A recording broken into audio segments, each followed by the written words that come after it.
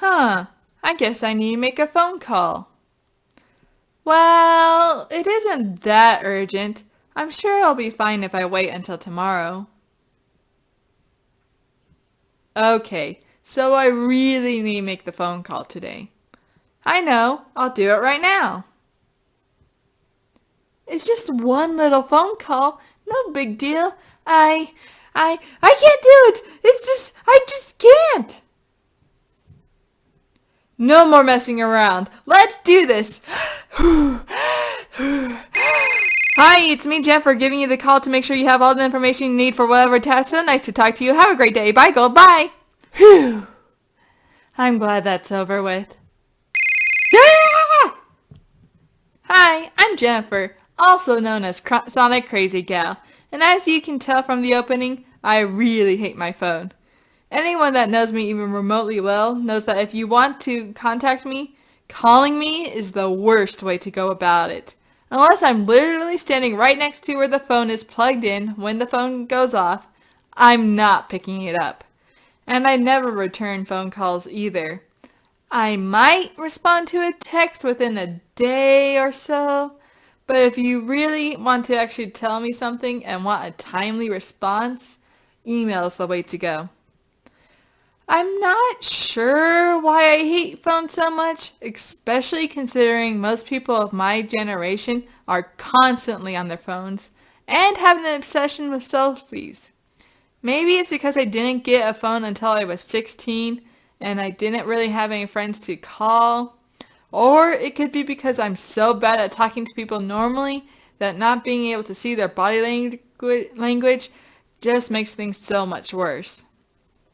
Anyway, the reason doesn't matter. The point is, I really hate my phone. Like, if I was a superhero fighting a villain and the only way to defeat him was to make a phone call, I would lose. I'm just that afraid of phones. Here's a extreme real life example of just how much I hate my phone. So my older sister usually calls me every month or so, so we can catch up and bond and stuff like that.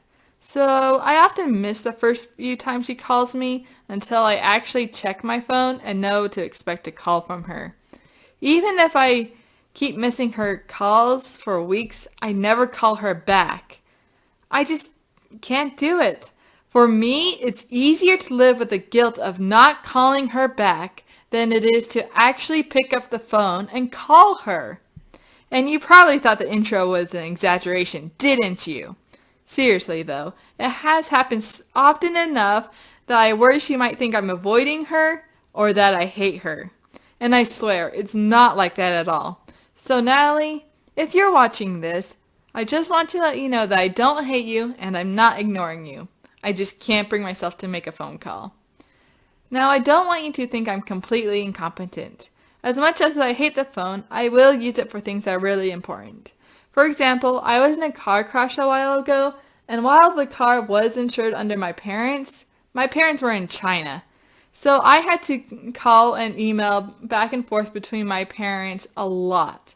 There were so many phone calls, but I managed to get through it. So I guess if I was a superhero and the fate of the world really was at stake, I'd be able to muster up the courage I needed to make the phone call. I also have to answer phone calls at work all the time. I work at Mitt's in the bakery, by the way. If someone else is there, I usually wait a moment or two to see if they'll answer the phone first before I go and pick it up. But since I'm the closing shift, I'm usually the only one there, so I'll answer it. Half the time it's a question or order that I know how to deal with, so it's not a big issue. And the other half of the time, it isn't even for the bakery. They just called the bakery because it was the first option and they were too lazy to listen to the others. When that happens, I just put them at hold and announce over the speaker that's a phone call and then just walk away. I don't even feel guilty if they don't get transferred right away.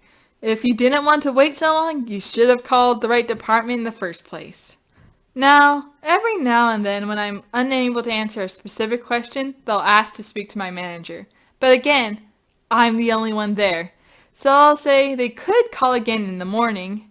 If they just wanted to complain, they usually just forget about it because it's too much effort. But if they really have a question they needed answered, they'll be able to talk to someone that actually knows. One time, an angry customer called and just started yelling at me. Whatever she was yelling about happened on my day off, so I knew nothing about the incident at all, and there was nothing I could do to help, and that only made her more angry. Eventually, she hung up, and I was just given another reason to fear and hate phone calls forever. I also had a few weird wrong numbers at work. One time was for Wells Fargo, and the other one for Applebee's. Now, the Wells Fargo I could sort of understand. It was in our building, so I could see how someone thought that we would be connected, but we aren't.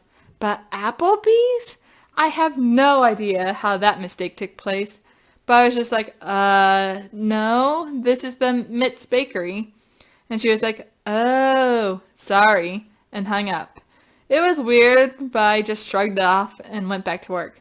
I also get a lot of wrong phone numbers on my own phone, but since I never answer it, it doesn't really matter. So, whatever. And that's my phone anxiety and why calling me is the worst possible way to get in contact with me. Hope you enjoyed the video, and don't forget to like and subscribe. And share this video with anyone else you know that has trouble making phone calls. Thank you so much for watching, and remember, geek and proud.